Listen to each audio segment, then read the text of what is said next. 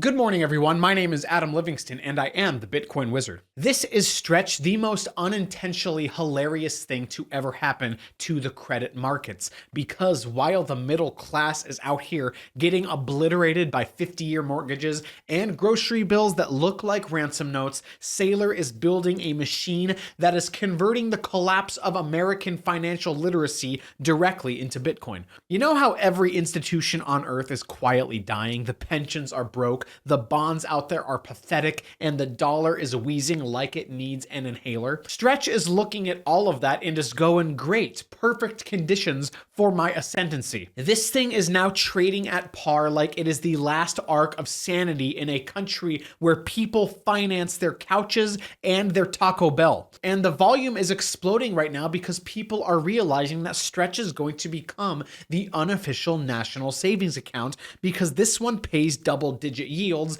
and not emotional damage. So today I'm going to break down exactly how much Bitcoin this monster can buy over the next 5 years. And spoiler alert, it is a lot. It is enough to make the Federal Reserve wonder if they should start a podcast about staying relevant. It's enough that you want to squint. You can already see the headlines. Strategy accidentally becomes a global superpower by offering a better product than the US Treasury. Strc is dominating, and my projections are going to be what happens when you mix double-digit yield, amazing liquidity, and an executive chairman who treats fiat like it is biohazard waste. By the time we're done here, you're going to realize that Strc is not a preferred share. It is a vacuum cleaner, and it is aimed directly at every dollar in the global financial system. I want to take a quick moment, though, to thank my sponsor, Horizon, for supporting this channel. They help you buy Bitcoin with the rotting, trapped equity that is in your home. And there's no monthly payments, there's no debt, and there's no term limits,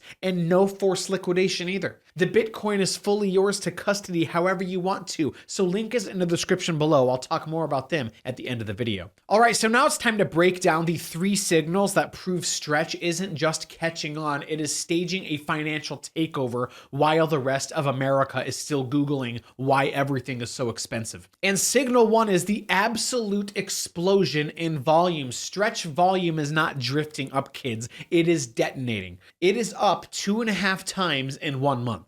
And you don't usually see that unless something becomes genuinely useful, which is something that most financial products cannot relate to. This is the market screaming, thank God, finally something that actually works. People are piling in because their alternatives are treasury bills that yield depression from a dying government, or stocks that go down the moment that you buy them because real inflation outpaces their returns. And Strc is just stepping in saying, yeah, I'm paying you 10.5% and I also don't ruin your life. So yeah, that sells. And signal number 2 is that it is trading at par right now. If you look, Strc is sitting at $100 exactly. And that is hilarious because it means that the market is giving Saylor a standing ovation. They're basically saying, yes, we trust this more than our own banking system. Investors have now decided that a Bitcoin accumulating madman is printing a better credit instrument than Washington, and they are right. Strc at par is the financial version of a blood oath and a cult. It is the market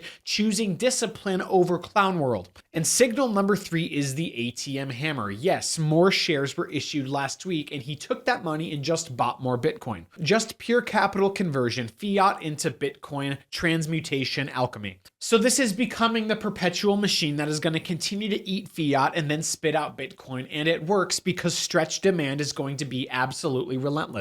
People are buying it so aggressively that strategy can raise a small nation's GDP every single week and turn it into harder collateral, which just makes Strc and all the other preferreds even more safe to invest in. These 3 signals together in such a short amount of time are telling you one thing, that this is not normal market movement. The iPhone took longer to catch on. This is the early stage of a system that is replacing the old one. Strc is booting up, people are trusting it, and now it is helping Saylor absorb more Bitcoin than the miners can even produce. The middle class has 50-year mortgages, and Saylor is going to have a cash cannon. The market is going to agree with him. volume. So let's talk about the volume signal. 2.5x the trading volume in just 1 month. Absolutely crazy. The iPhone took longer to catch on. Strategy tweeted this chart today, October 9th, $70 million of daily traded volume, $182 million on November 10th. So if you do the math, that's actually slightly over 2.5x, which is just nutty. This is the market's discovery of digital credit. This is the kind of move that you see when the market collectively decides that it's done wasting time on assets that just ruin people's lives. This is network bootstrapping. This is what happens when an instrument crosses that line from an interesting idea to holy shit, this solves my problems. Stretch is going from neat product to turn it into a global credit rail in 4 weeks. People are going to buy this because everything else just fails them. The bonds out there are a total joke. The savings accounts are a prank on the lower and middle class, and stocks just bleed the moment that you touch them. So Stretch is going to show up offering a 10.5% dividend, amazing liquidity, and the market is going to respond like somebody turned the someone finally turned the lights back on in a collapsing casino. And everybody was making fun of Saylor for calling it the iPhone moment, but hey, in my opinion, the iPhone comparison is no joke. The iPhone had a slower adoption curve than this. And that should terrify you because Stretch is moving faster than the device that people stare at for 8 hours a day. You don't see that unless the market has made a judgment call on what counts as money. So the message is very loud and it's not subtle. When you see the volume ripping like this, the market is not whispering, it is screaming, yes, Bitcoin is money now. And if you're not paying attention, I'm really sorry. You're basically volunteering to stay trapped in a system that dilutes your savings while the Stretch buyers are busy turning yield into Michael Saylor's Bitcoin industrial scale accumulator. This is the volume signal, and it's at the point where everyone isn't pretending anymore that this is some new asset class. This is the future. And the real signal is the fact that it's trading at par, the one thing that separates normal market behavior from whatever the hell Stretch is doing. Because let's be honest, preferreds that aren't established, well, they usually trade like garbage. They wobble, they misprice, they freak out over nothing, they react to liquidity like they are allergic to it. But Stretch is sitting at $100 right now like it is the chosen one. It's not drifting around, it is not searching, it is not asking for permission from anybody. It is parked at par like it owns the place. And that tells us that the market is not confused at Stretch. It isn't hesitant. It isn't waiting for more clarity. It has already made up its mind. The market is basically standing up at attention and saying, we accept the 10.5% yield, we accept the liquidity profile, we accept Saylor's risk curve, and we accept this as pristine digital credit. And this is why the bears are in shambles. Trading at par with rising volume is telling us that Stretch is not just stable, kids. It is sought after. It means that the people are buying aggressively without demanding a discount. That almost never ever happens in credit unless the asset has proven itself. Stretch has not been asking for trust. It has earned it in what, a couple months?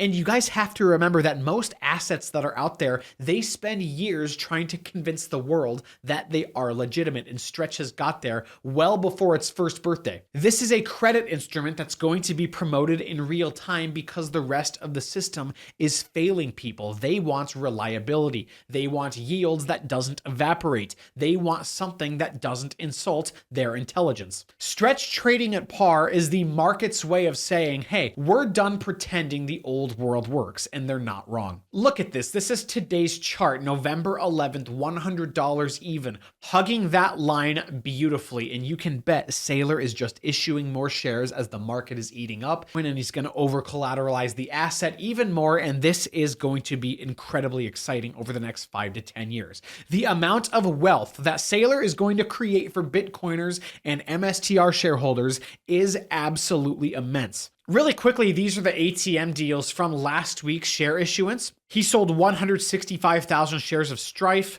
262,000 shares of Stretch, almost 51,000 shares of Strike, and almost 13,000 shares of Stride. So by far, the biggest ATM issuance was Stretch. $26.2 million in net proceeds, which makes up the majority of the $50 million raised, which means 487 more Bitcoin to the treasury, okay? The first time ever a couple days of Stretch trading at par translated them to buying almost over 250 Bitcoin in one single week, actually a couple days. So let's zoom out, okay? In 7 days, not 7 months, not 7 quarters, not 7 years, we're talking 7 days, Strategy sold $50 million of preferred stock across 4 different series, but Stretch was the majority of the issuance. And it was only at par for what, a day and a half? And the market is absorbing all of it without blinking. There's no discount, there's no panic, there's no liquidity breakdown. People are buying it like they're stocking up for the apocalypse. And remember, these aren't tiny markets either. Look at the approved issuance still in the millions. There's $20.3 million still approved for issuance and sale, which is more than the $15.8 billion for the common stock. So Saylor right now doesn't have an ATM. He has a pipeline that is open from the fixed income market straight into Bitcoin. It is a fire hose of capital. It's like Strategy walked into the global credit market with a shopping cart. And if you guys want to know how you know that we are in a new era, there is no other company on earth that can sell $50 million of anything in a week and convert it immediately into the hardest asset on the planet. The average American cannot get a bank to approve a loan for brakes for their car. Saylor raises $50 million by accident while he's on a flight to Miami. This table is the scoreboard of a system that is melting. Everybody else is fighting over the scraps if you're not playing the Strategy and Bitcoin game. Strategy is issuing credits like it's running the monetary policy of a breakaway civilization. And at this pace, in a few years, they're going to own more Bitcoin than every country in the world combined. And this is the part where things stop being funny and start getting disturbing. This is not a financial instrument, kids.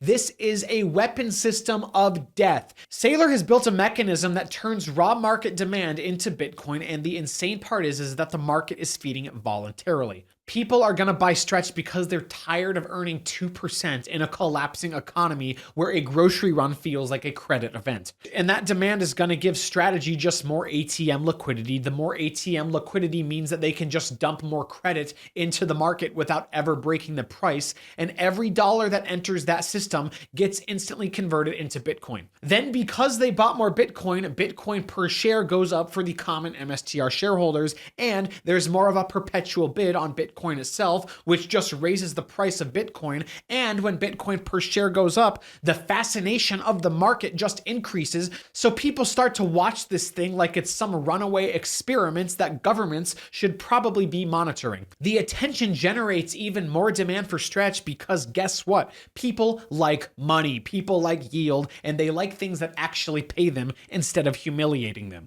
And this whole thing is gonna loop back. Imagine the headlines when Strategy reaches 1 million Bitcoin. This loop is going to accelerate, and you people are not ready for this. The people that are whining about the deleveraging over the last year need to go ahead and sell their shares to me. They're staring at the charts, still wondering if they're watching a monetary superpower. Guess what? The loop is accelerating, idiot, and you're missing the forest for the trees by looking backwards. This is not going to repeat at the same speed, kids. It's going to speed up, and this is the part that people aren't ready for. Everyone's whining, oh no, Saylor bought Bitcoin too quickly. He didn't go through the 21-21 plan. Wah, wah, wah. You need to understand that every time someone is going to touch Stretch, the machine is going to get bigger, the Bitcoin stack gets heavier, and the global financial system gets angrier that it cannot stop any of this. This is the perpetual flywheel. And if you think that this ends politely, you have not been paying attention.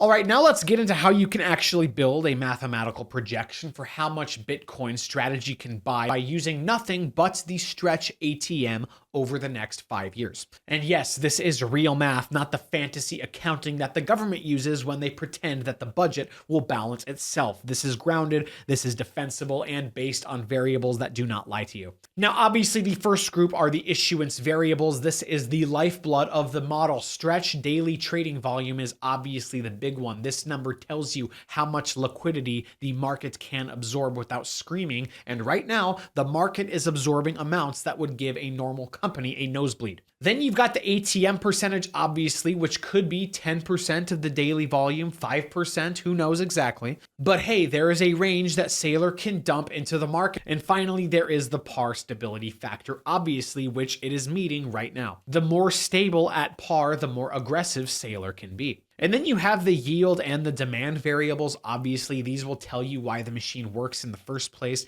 because the published stretch yield of 10.5% effective is obviously the carrot that's being dangled for people who like money. 10.5% while the banks are trying to justify giving you 0.5% if you are a valued customer, okay? Stretch's yield is the only part of the American savings landscape that isn't a psychological attack on your mental health. And then you have demand elasticity, obviously. That's the fun one that tells you how quickly people flee dying assets and enter stretch once they realize that they are getting robbed everywhere else that they park their money. And then obviously you have the Bitcoin purchase variables. This is where the rubber hits the road, because the modeled BTC price path is essential. The machine buys Bitcoin no matter what, but the number of coins depends on the price. Whether Bitcoin is at 100,000 or a million changes how many coins this flywheel absorbs, obviously. And then the transaction fees are obviously really tiny, but we account for them because the model isn't delusional.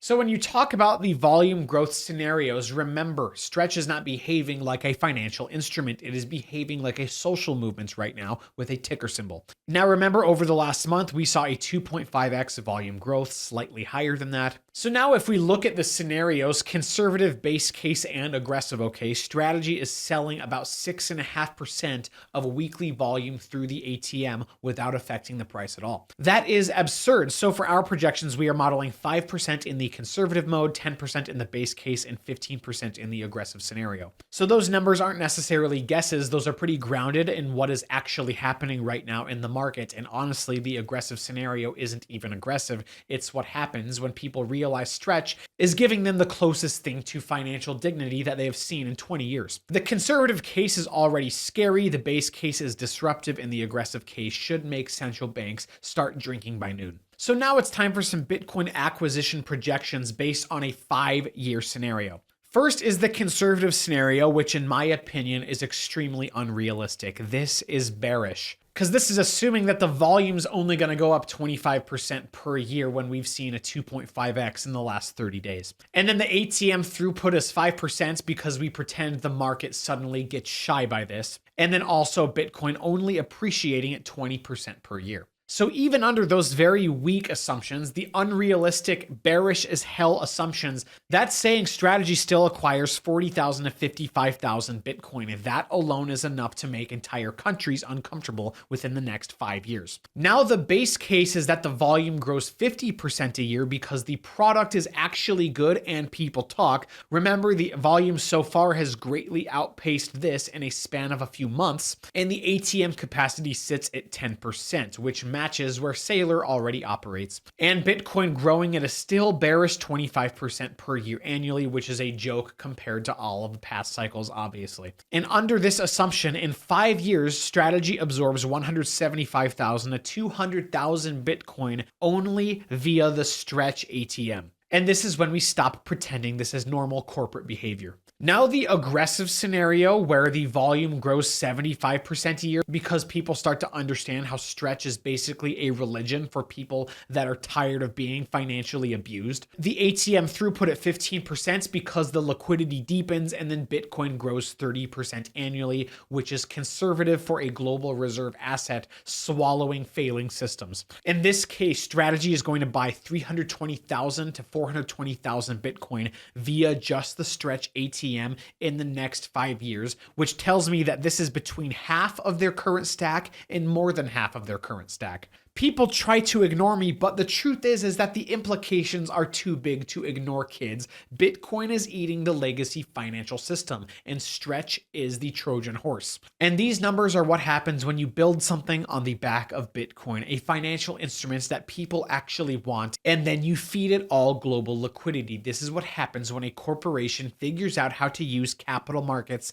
better than anybody else previously has. So even the conservative case is going to change history, but the aggressive case is going to rewrite it. All right, let's wrap this up by talking about what these projections actually mean by 2030, assuming just the base case plays out. And I want to be clear, the base case is not ambitious at all. It's just what happens if nothing crazy happens. There's no mania, there's no blow off, no global panic, just the machine doing what it's already doing. First, the total Bitcoin, obviously 840,000 Bitcoin. They already have roughly 642,000. So a sovereign level stash built out of spreadsheets and these new yield products. It's glorious. Second is 4% of all Bitcoin, which people like to hear that and shrug, but let me make it simple for you. 4% of the global money supply for a non-governmental actor is not normal, kids. It is a power position. It gives strategy functional influence over global liquidity, whether anyone likes it or not. If you can move 4% of the hardest asset on earth, you get a seat at the geopolitical power table, whether you're invited or not. And third is the digital credit engine. By this point, Strategy will be minting Bitcoin faster than miners, not by computing power, but by capital allocation. They are going to turn liquidity flows into Bitcoin with more efficiency than the entire mining industry. That alone reshapes the ecosystem. The miners will secure the network, and Strategy is going to buy the network. And fourth is the synthetic global bond. Stretch and all of the other Strategy preferreds are effectively going to become a global on-ramp for institutions to channel capital into Bitcoin without touching a spot exchange. It's a credit instrument on the surface and a Bitcoin acquisition rail underneath. That hybrid structure is something that governments should have built,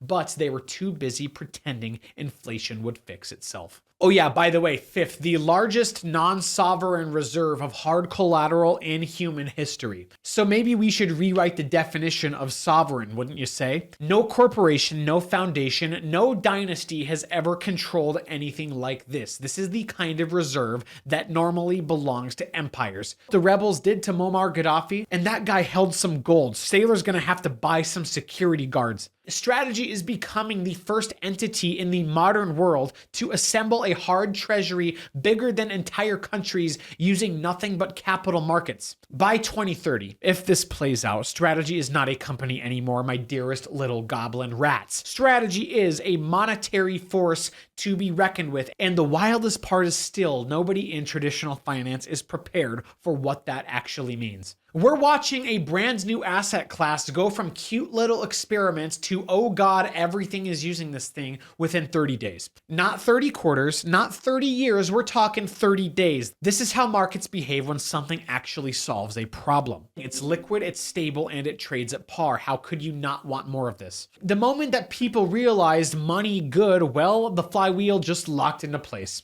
People stop, ask questions, and they start buying it. So this is generational. You are watching the first corporate issued credit instrument in history evolve into a global monetary rail because the rest of the system is going to give up and they will bow at the feet of Michael Saylor. The flywheel is not just running now, kids. It is in permanent cruise mode, and the longer it runs, the harder it becomes to deny that Strategy accidentally built the future of finance while everyone else was arguing about interest rates. This is the most exciting story in the history of finance, and I could not be more bullish on this company. My name is Adam Livingston. I am the Bitcoin Wizard. If you like this content, please like this video, subscribe to the channel, and leave a comment. It helps the algorithm help me spread the orange gospel of Bitcoin to the masses. Have a terrific day. Do not party too hard. Class dismissed. Once again, a special thanks to Horizon for sponsoring this video. Most people don't realize this, but on average, 60% of American homeowners' net worth is locked up in their primary residence. And with home prices more inflated than ever, Americans now sit on a combined $35 trillion